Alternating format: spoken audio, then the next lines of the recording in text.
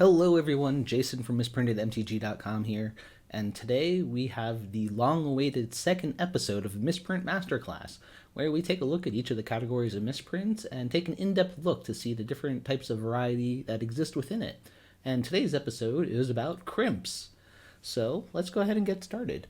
What I have here first is just your standard crimp. It's on a Beast of Burden, and you can see it's a nice thin pattern. Now, when it comes to these standard crimps, there's three different variants that we can mainly focus on. You've got a thin one, you've got a wider one, and you've got an extra wide one. Let's go ahead and take a look at all three of those next to each other so you guys can see the differences in spacing. If we can get the camera to focus at all. There we go. Now, these variations are something that we generally tend to see on older cards, as is evidenced by the older cards that I'm holding on to right now. Newer sets have a pretty standard series of crimps. You don't really see the wide variety anymore or the extra wide with newer age crimps. So the crimps can happen at the top or the bottom. In this case, I have three top ones. Or it can happen down the center. Now, the booster pack, when it's sealed the top, bottom, and the back. Crimps that go down the center of a card like this obviously got caught in the back of the pack. Now, different regions have different styles of crimping. This here is a waffle crimp on an Italian card. Different styles of sealing for different regions sometimes. Maybe that might show up better on the back. But I've got this art series card where it's really apparent, and why we call it the waffle crimp. Actually, the back is really beautiful too. Another style of crimp that we see are these kind of horizontal bars. Let's see if I can get it angled in the light. Maybe it'll show up better on the back. There we go. So we have these horizontal bars, and these were specific to Japan until recently. Some of the secret layers started doing this horizontal bar crimping. Not all of them, but some of them did. When we're talking about the Japanese sealing process, sometimes their boosters have hang tabs, those little pegs that are on the wall and they kind of slide the booster pack on.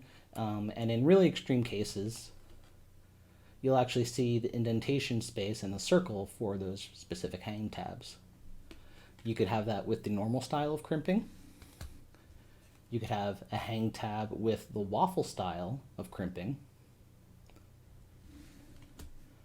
Or you could have a hang tab with the horizontal style of crimping. And I'm pretty sure there's more variants that I'm missing, but it gives you the idea of kind of what's out there.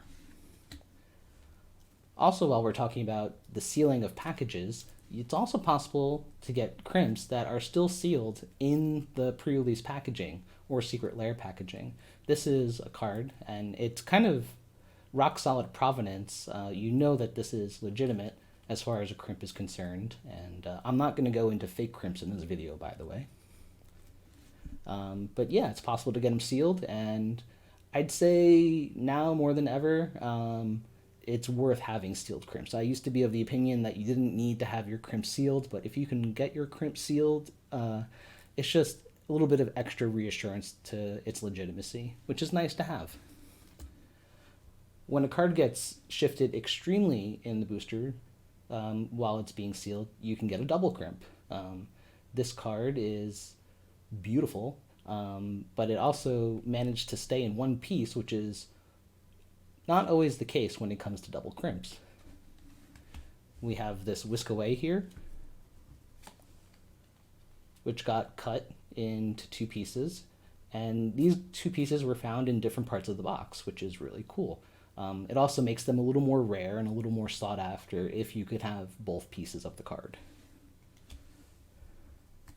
It's also worth noting that sometimes a card can get really, really shifted and get crimped at the diagonal angle, and you can see this one here has other damage to the card itself that happened as a result of being misaligned in the booster when it was sealed.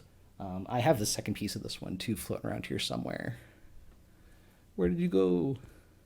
It's somewhere on my desk. I'll find it later. It's in its perfect fit. But yeah, diagonal crimps.